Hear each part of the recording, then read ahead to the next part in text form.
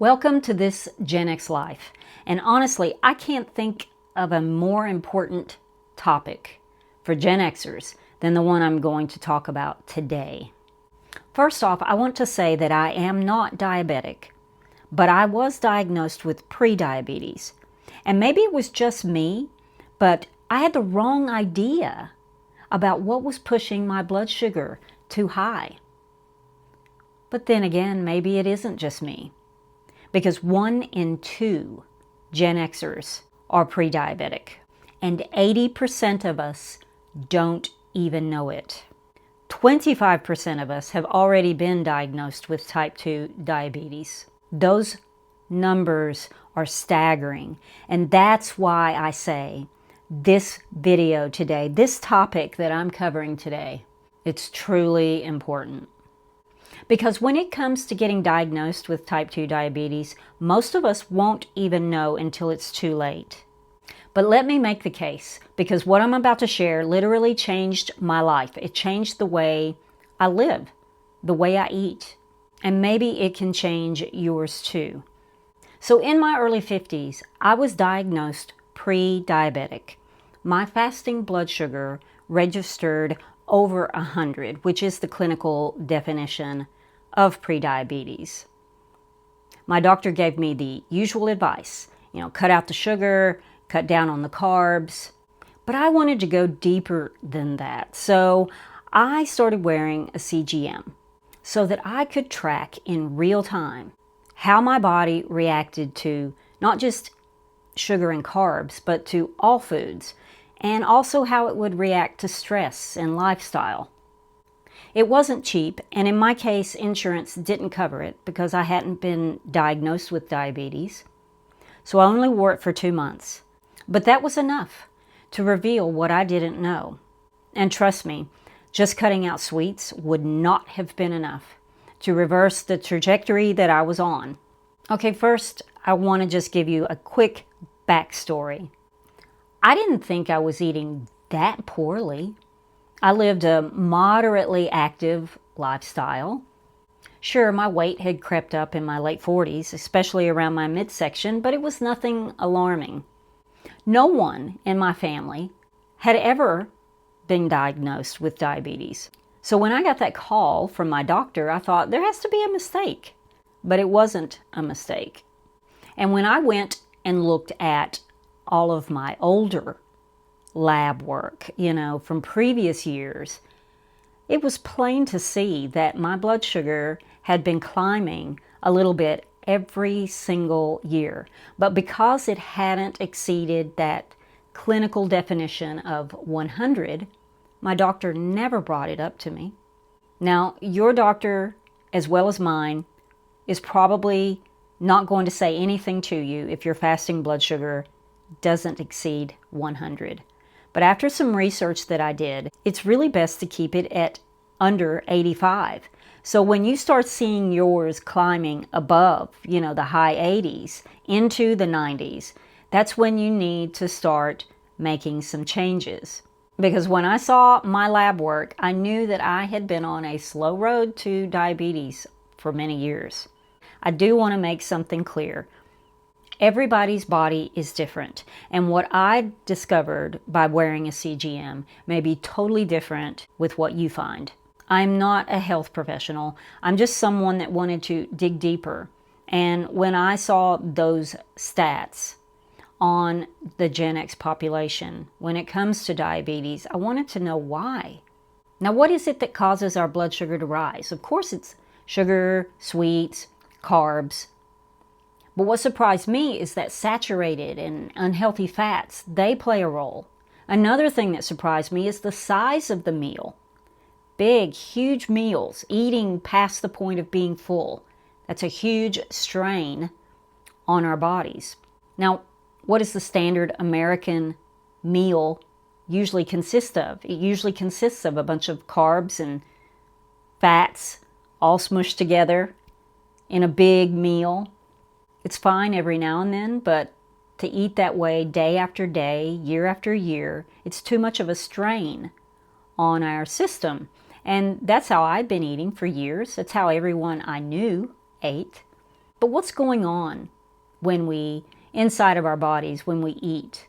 When we consume any kind of food or drink, our blood sugar will rise in response to the types of food or drink that we've had.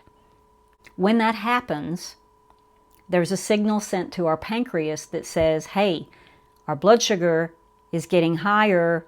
You need to pump out some insulin really fast to bring that down. The insulin counteracts the blood sugar rise. Now, I found in my case, when wearing the CGM, that if I drank a ginger ale that was sweetened with sugar, I could watch it on the graph, pretty immediately. My blood sugar shot straight up. But then, in not too many minutes, the graph went all the way back down, back to baseline, pretty quickly. And what that tells me is that my body sensed, the alarm. There's too much sugar in her blood. So they pumped out the insulin, and because there wasn't any fat or other foods to deal with, it got it back down immediately. After so much time of doing this, though, our body gets resistant to all that insulin being pumped out all of the time, and our cells can no longer react the way they used to. And that's when the problems start, because our pancreas can only pump out so much insulin. Now, here are some of the meals that I discovered were great. They kept me in that range of not spiking more than 30, maybe 40 points. One of those was scrambled eggs cooked in olive oil. And what made the eggs so good is that if I would eat those first, even if I had something after that was a little carby, it didn't seem to matter much because I'd had the eggs first, in my stomach. Another meal I noticed that was good for me was tuna salad, with crackers even. I had a burger patty with a couple of vegetables for lunch, another good one. Beef jerky with blueberries and cheese. All of these meals, they gave me a slow, steady rise, but then I came right back down to baseline. Now, here are some of the meal combinations that kind of surprised me. One was pot roast with potatoes and gravy. Another was white rice with beef and vegetables. That alone, that meal shot me up 93 points. Another one was pinto beans with cornbread. Now, yeah, that's a lot of carbs in one meal. If I had started each of those meals with a healthier protein source, the outcomes would have probably been a lot different. But let me tell you, out of the 2 months that I wore it, what the two worst meals, by far, they were fast food meals. One was a fillet of fish with French fries, no drink. The other one was a foot-long chili cheese coney with onion rings, once again, no drink. Now, by no means did I think that those two meals were healthy, but I didn't really think of them as being big blood sugar triggers. But what I saw after eating both of those meals was that my blood sugar crept up a lot slower, but it was a steady climb. It took over 2 hours for my body to get my blood sugar to come back down. That's 2 hours of having a blood sugar over 200 because of that meal. 2 hours with a blood sugar over 200. And my body was doing everything it could to bring it down. Now, from what I can gather, it was just the combination of all the unhealthy fats. There's a lot of deep fried foods in that meal. Hardly any protein, a lot of unhealthy carbs, and it was a horrible combination for my body to try and bring me back down. Now, another food item that I noticed that was horrible for me was I love potato chips. I mean, I do. I love them, and I can't stop, especially if you open a fresh bag, I came home from being out. I was hungry. I didn't want to take the time to make a meal. I opened that bag of chips, probably ate a third of the bag. I ate until I was full on just chips. That was another bad move. Once again, my blood sugar was at 200 for an extended period of time. Without wearing the CGM, I would have never known that these things were going on inside my body. I didn't feel bad. I mean, I wasn't experiencing any symptoms, but my body was struggling inside, and my blood work was beginning to show it. Now, based on these things that I discovered after wearing that for 2 months, here are the things that I changed.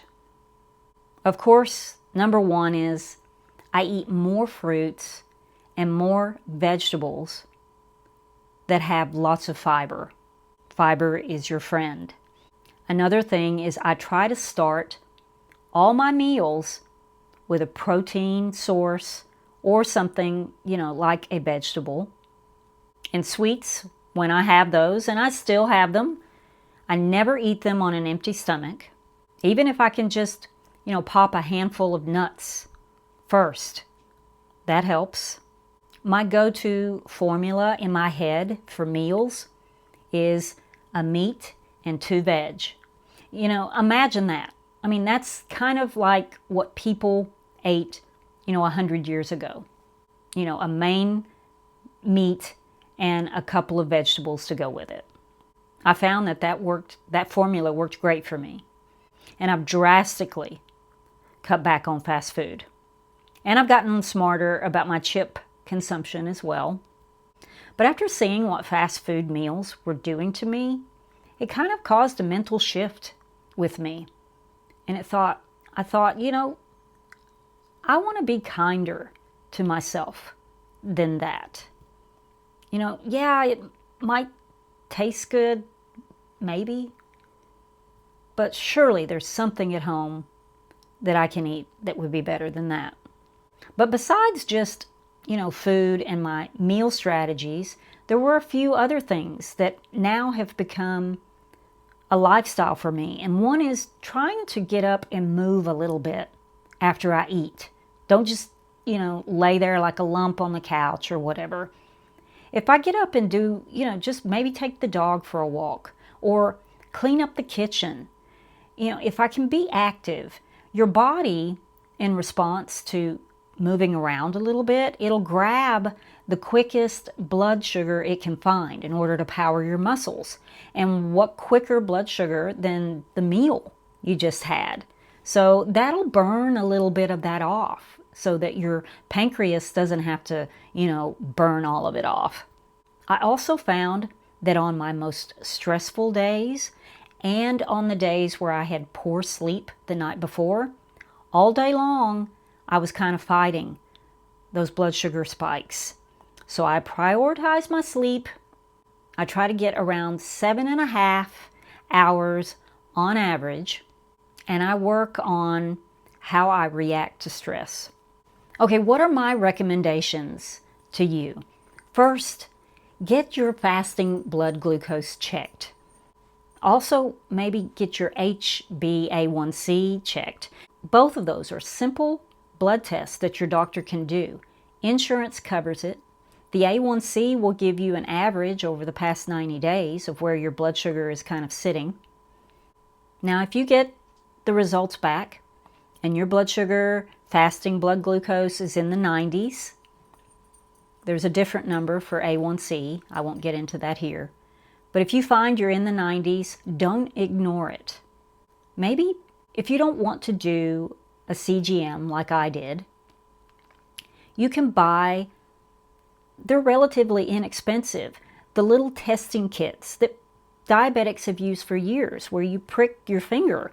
You can buy the little test strips and you can check your blood sugar on your own. But if you do want to do the CGM route, it's easier than ever now because there's a brand that sells an over-the-counter version. It's called, I think it's from Dexcom. It's Stilo, I think is the name of it. I'm not sponsored.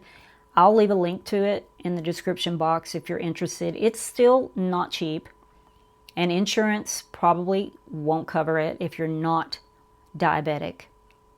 But if you just wore it for a month, and you just, maybe the first 2 weeks of that month, you just eat like you normally do. See what's been going on in your body behind the scenes. And then maybe the second 2 weeks, you try out some different meal combinations, some different foods. That's what I did. I experimented.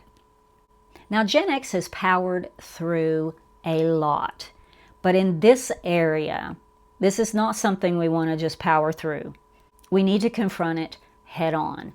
If your diet hasn't been that great over the years, maybe now is the time to get serious. Now, it might seem overly dramatic, but that CGM changed my life. It reversed my numbers. And as I said earlier, you may find things work different for you. Some people process carbs better. Some people process fats better. The point is that you won't know until you see it for yourself. So just take this as a sign to work on yourself just a little bit, to love yourself a little more, and protect your future. If this video helped you, please hit the subscribe button for more Gen X centered content. And I will see you in the next one. Take care of yourselves. Bye.